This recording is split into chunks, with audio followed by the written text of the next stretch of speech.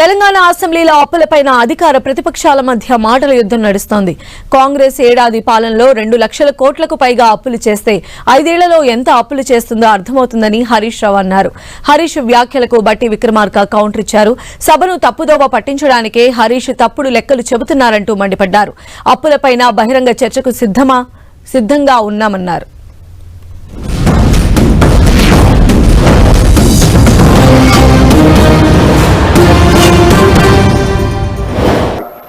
$10,099 కోట్లు గ్యారంటీ లేకుండా తీసుకున్నారు.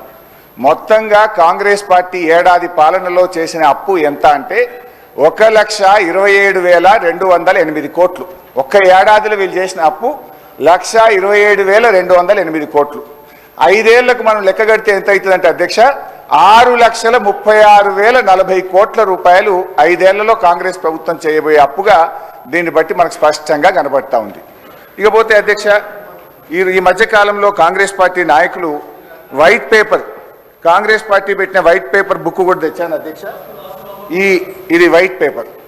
అదేవిధంగా బట్టి విక్రమార్క గారు ఈ సభలో పెట్టిన పేపర్.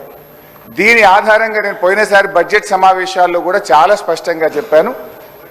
మీరు గతంలో బీఆర్ఎస్ పార్టీ 10 ఏళ్ల కాలంలో 671 అని ఒకరంటారు, 7 లక్షల కోట్లని ఒకరంటారు, 711 అని నోటికి వచ్చినట్టు మాట్లాడుతున్నారు.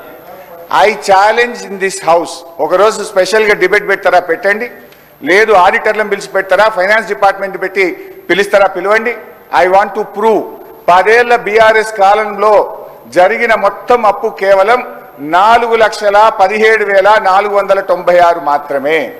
కానీ గోరంతలు కొండంతలు చేసి గోబల్స్ ప్రచారం చేసేటువంటి ప్రయత్నాన్ని ఈ సభ ద్వారా నేను తీవ్రంగా ఖండిస్తా ఉన్నాను. కావాలని సభను తప్పుదోవ పట్టించడం కోసం చేసే ప్రయత్నమా?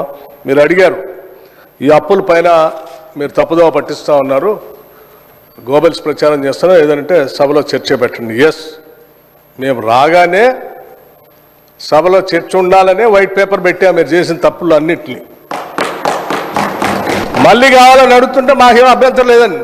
మేము అసలు పూర్తిగా ఈ సభకి రాష్ట్ర ప్రజలకి వాస్తవాలన్నీ తెలియాలనేటువంటి ఆలోచనలో స్పష్టంగా ట్రాన్స్పరెంట్గా ఉన్న గవర్నమెంట్ ఇది.